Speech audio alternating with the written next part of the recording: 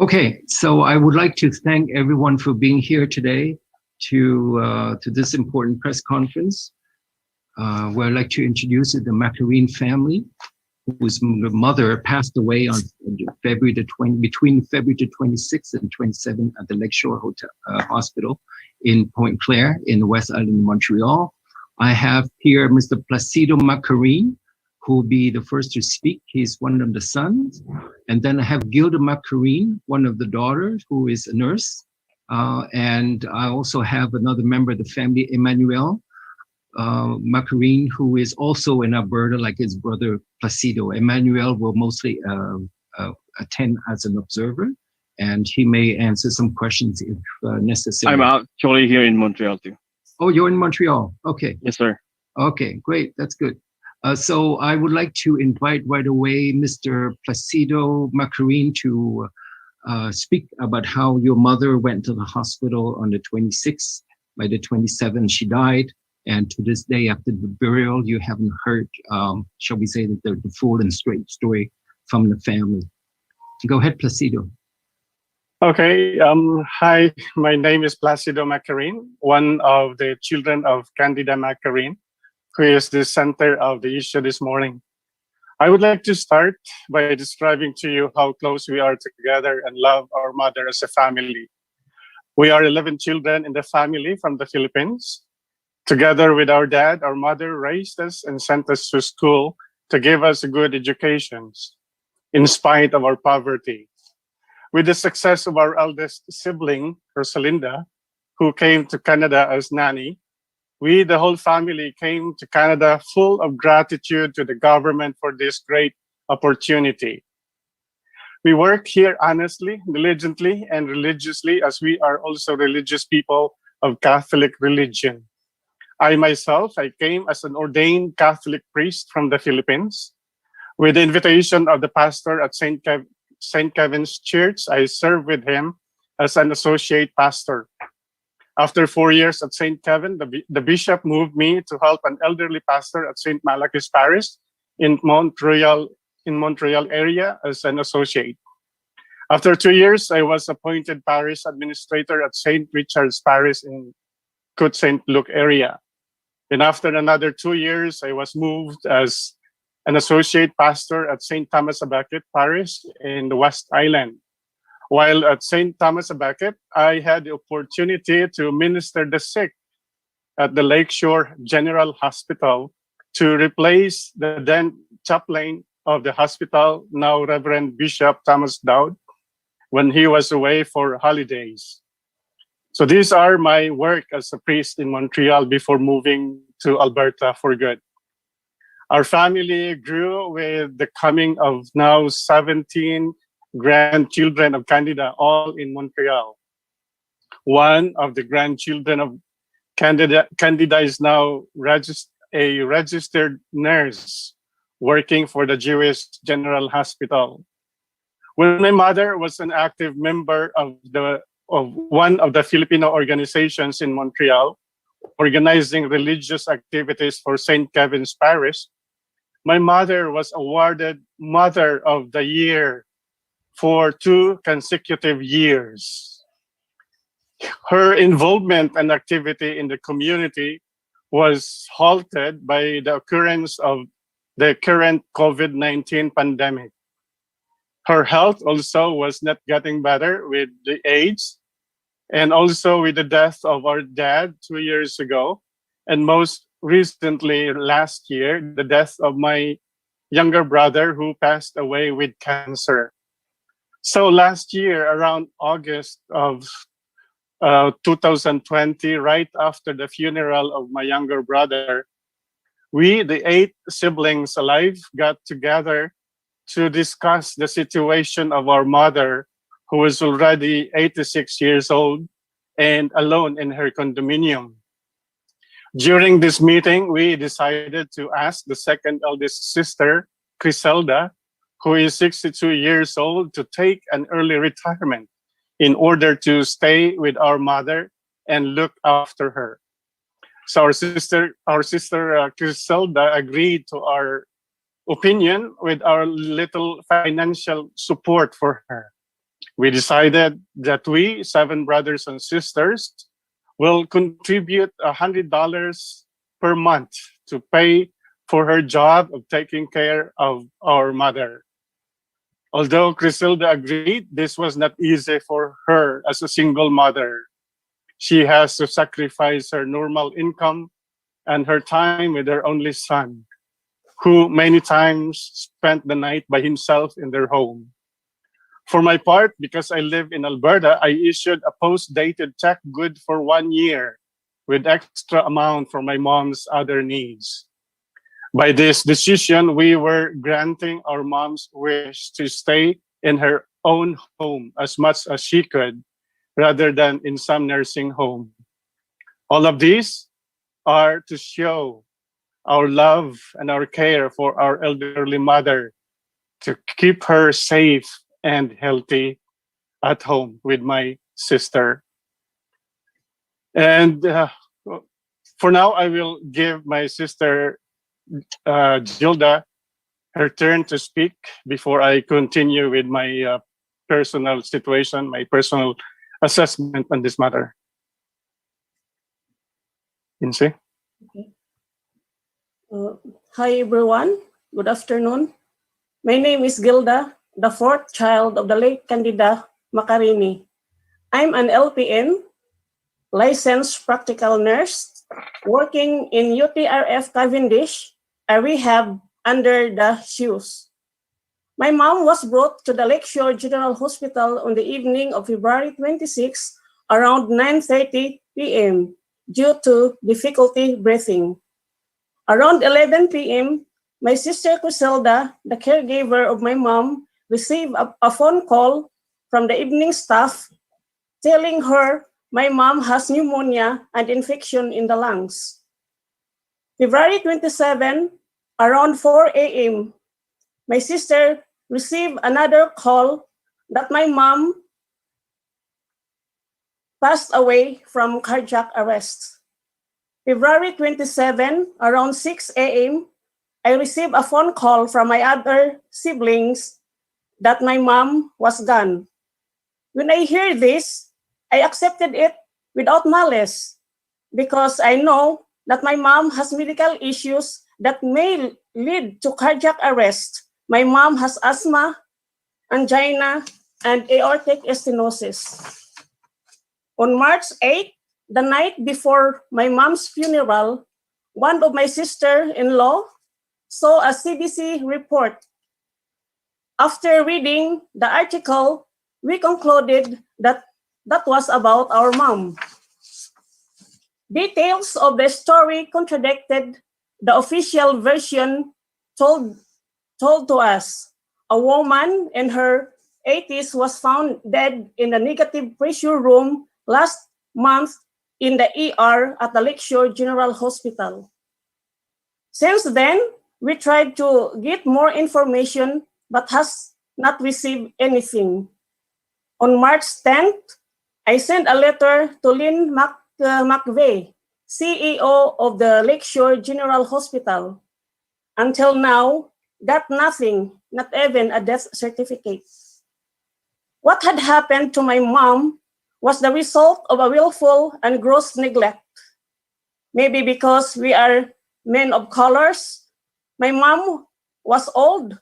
Nobody was with her, no family member around her at that time.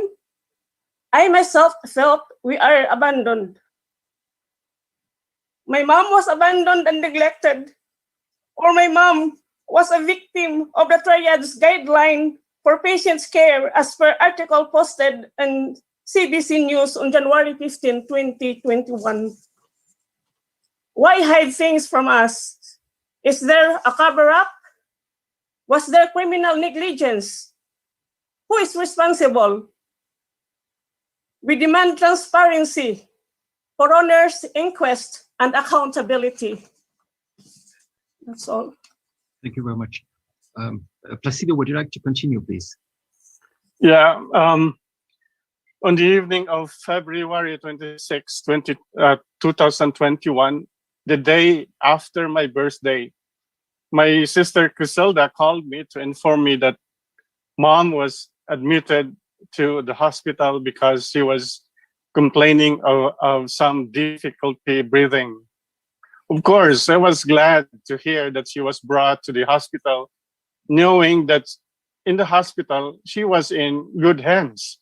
Hospital is meant for the sick to recover. And of course, I was expecting for mom to recover and to return home the next day. And from my sister's voice and information about mom, there was nothing for me to worry. But the outcome turned out to be different. At 5 o'clock in the morning here in Alberta, right, early morning of the next day, I woke up with a phone call telling me of the sad and unpleasant news that mom passed away. As I dealt with this grief of her unexpected death, and with the help of my Christian belief, I learned to accept it as everyone's normal and natural destiny. I trusted my faith. I prayed for peaceful rest as I traveled from Alberta to Montreal for her funeral. However, my emotions suddenly took another turn as I found out from the CBC News the night before the funeral that something unbelievably deplorable happened that could be the cause of her untimely death.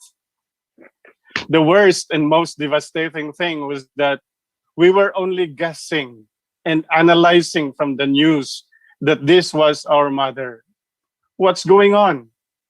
2 weeks had passed after her death, but there was no single word from the hospital nor from the proper authority to tell us exactly what happened in the hospital with my mother. Can you imagine how we react to this? Right after the burial, accompanied by my sister and my brother, I drove all the way to the hospital from the cemetery to ask for the truth about the CBC News, only to return home empty-handed. They refused to give us the necessary information we need about the circumstances of my mom's death. They even refused to mention the name of that woman, at least to confirm our suspicion, but they did not mention her name. They took my phone number with a promise to be called and informed of the result of their internal investigation, which until today never happened. I wish that the incident was not reported at all. I would be able to move on with my life peacefully today. But why are they hiding the truth? To cover up and protect the accountable staff, or to hide the reputation of the hospital over the human dignity of my mother and our human right to know as her family? Now, where is the communication, proper communication with this? The proper transparency that they swear to do with their profession. From February 27 until today, March 22, nothing is done. Not a single word of explanation, nor a word of apology. Is it because we are Asians that they just put us aside and not worthy of their attention? Government of Quebec, this is clearly, for me, a racial discrimination. This is racism. I took it like that. With this, I am begging the government of Quebec or the proper authority to please conduct a fair investigation with regards to my mom's death, to hold a coroner's inquiry and be transparent and fair in their investigation, because first, we need to know the truth. It is our right as family to know the truth. We want to know what truly and actually happened to our mother while in the hospital. Second, we want to hold people accountable and be responsible. Third, we want to know that what you are doing to us now and how we are treated has nothing to do with racism, with our being Filipinos and Asians. And lastly, and hopefully, to prevent this from happening to other people in our community. Just this morning, I was informed that the coroner's office is not conducting an inquiry because they also, like us, were not informed of the death of my mother. As victims, we need the truth that would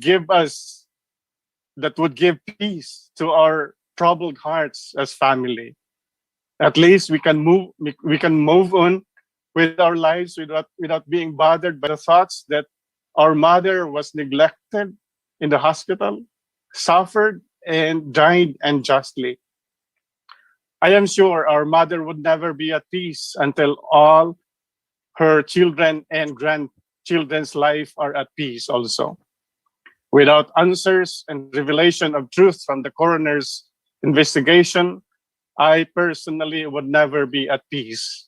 And of course, for sure, our community in Montreal would never be at peace, knowing that we have an institution that is not working and functioning properly. Thank you. Thank you very much. We support you in the call for the coroner's inquest, because I would just like to end by saying this is not the first time that in recent months we've heard about a person, whether a woman of color or indigenous women, going to the hospital and dying in a very, very either questionable or, shall we say, unacceptable circumstances. But I think one of the real issues here as well is the fact that despite the weeks and almost a month now, when the family still doesn't get a clear, full, and transparent answer as to exactly what happened. There's nothing worse than not to know exactly what happened, or to even have the feeling that you were not given the right and the truthful information from the outset, right after your mother's death. So I would like to invite questions from journalists, if there are any. Mr. Placido and Gilda will entertain your questions.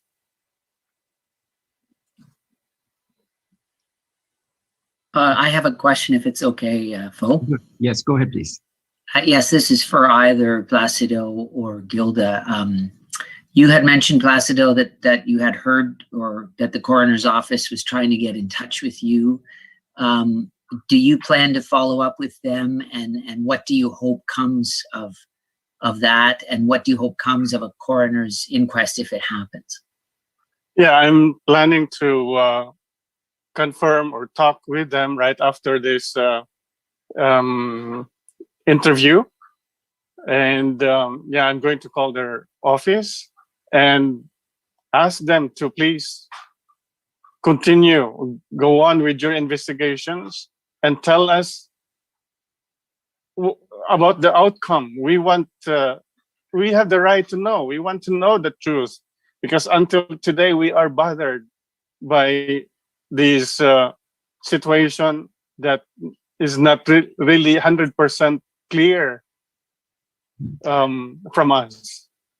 We would also support you in that. And as a matter of fact, we're going to make the representation for the family as well with the coroner's office, because it's a matter of mobilizing, among other things, the Filipino community to get, as I mentioned earlier, to straight answers and all the information required as to exactly what happened, and also why such a gap between February the 27th until today, and the family is still not getting the full information. And just to clarify, is it a public inquiry, coroner's inquiry seeking, or just you want the coroner to investigate? Well, whatever the thing, we want to know exactly what the coroner's position is, and depending on the modality and the format, certainly a coroner's inquiry of any kind would be more, shall we say, helpful, credible, and possibly much more useful, because right now we don't think the family can trust any information coming out from the hospital anymore. And when that trust is not possible or no longer, a matter of course, then we have a serious problem in terms of access to healthcare in this hospital, in this province. Hi, Fo. Can you hear me? Yes, go ahead, Steve. I wanted to, can you, Placido or Gilda, can you just go over again what the hospital has committed to giving you? I know you said that they were doing some sort of internal probe. Have they committed to providing the information from this investigation? Yeah, they asked for our telephone number, my telephone number and my sister's telephone number. But that was on March 9, right after the funeral. And until this time, there is nothing, no call, no update about any progress of their investigation. And have they provided any sort of time frame for how long this type of probe may take? As far as I remember, they mentioned that they will have a meeting Friday following the funeral. So I think that was last Friday. And today, no, the other Friday. But it's been almost 2 weeks that they never get in touch with us.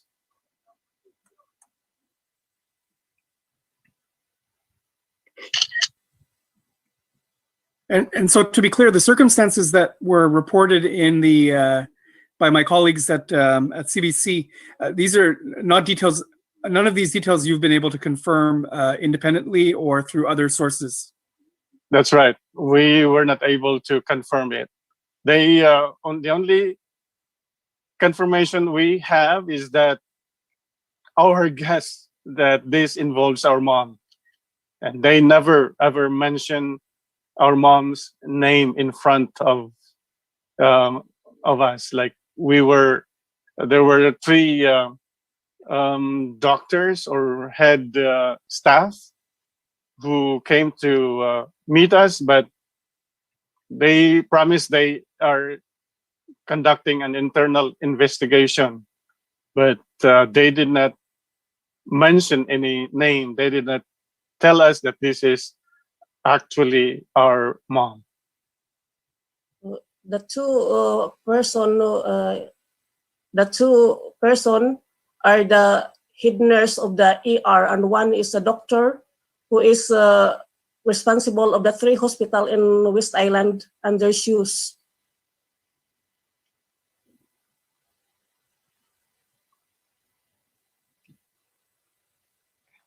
Next question. I have another one for Gilda, if it's okay. You said you work as a licensed practical nurse.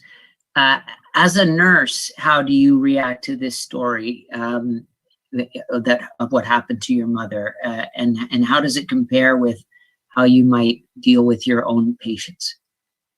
Actually, when I hear the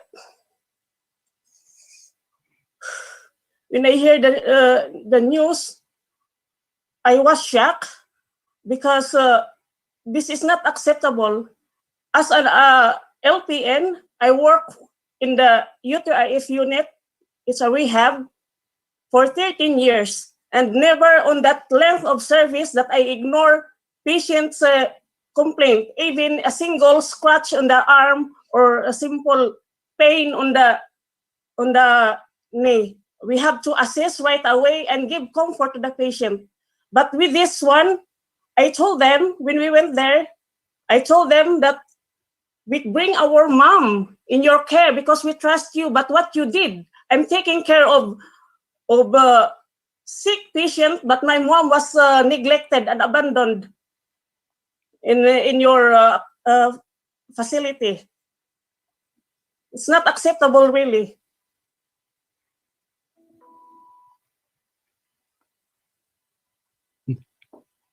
Next question, please. I have a question. Yes. Okay. Hello, Macarine family. Thank you for sharing this story with us. So if you could share with us in Filipino or Tagalog language, ano po yung gusto nyong maging aksyon sa nangyari po?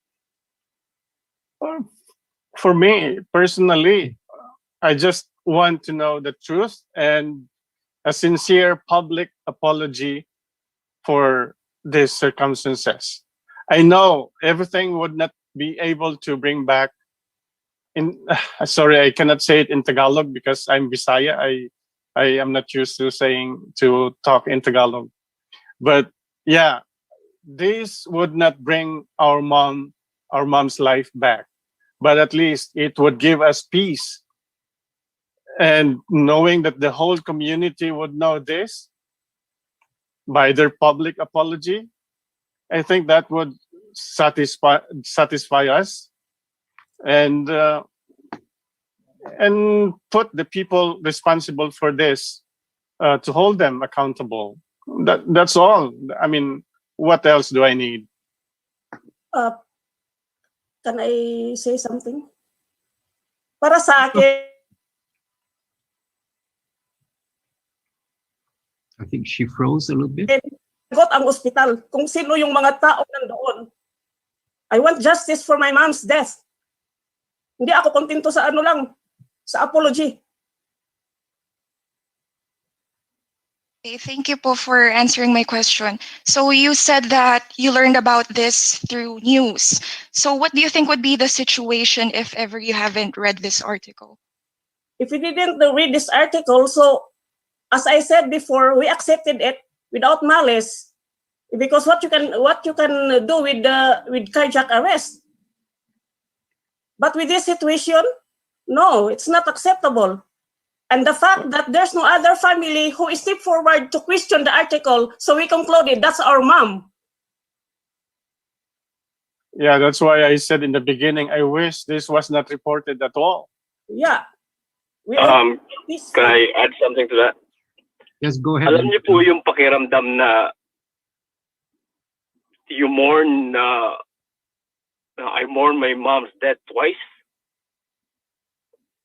That the first one was more of like acceptable, knowing that we all go there. It was her fate. It was her time. But the night, 1 week after, the night before her funeral, you found out something else, something disturbing, that she was neglected. Very, very unacceptable.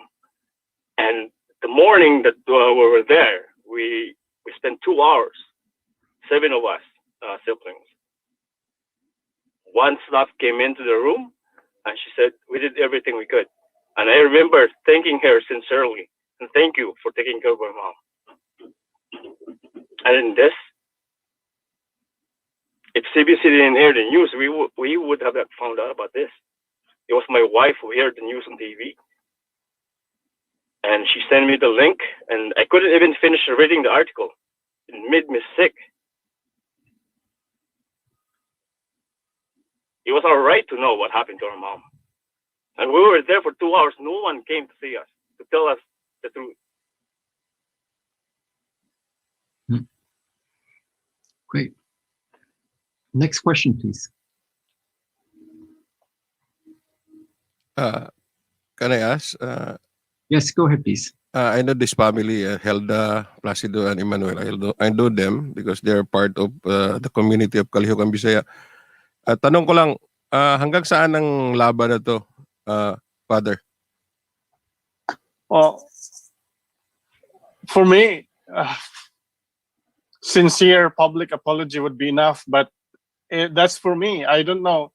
I just heard from my sister that she wants justice. She is not satisfied being an LPN also who is taking care diligently and honestly with her patients at her work, but only to know that her own mother, who was sick in another hospital, was neglected.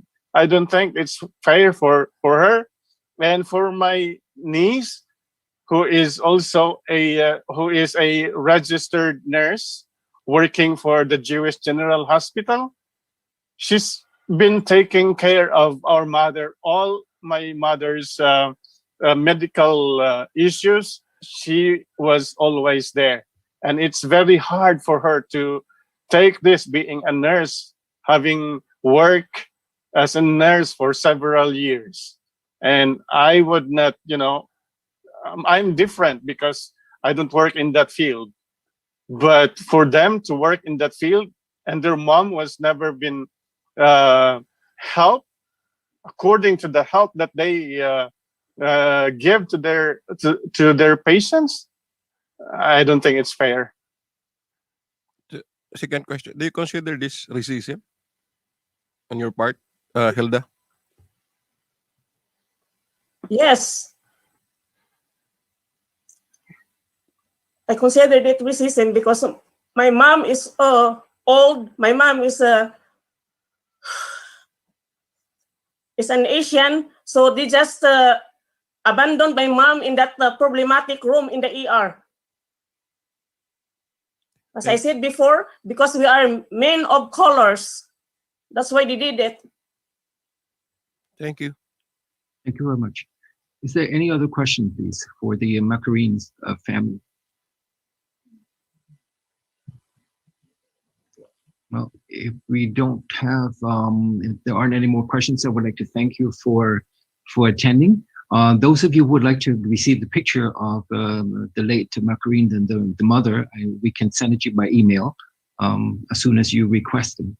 I'd like to take this opportunity to thank you, and very likely we'll do a follow-up with you as soon as we get to the coroner's office and see exactly what's going on, and then we may look at other ways to get access to full information in this case. So thank you very much. Thank you also for Thank you your very much. great help. Thank you. Bye-bye. Thank you for your attention. Thank you. Okay.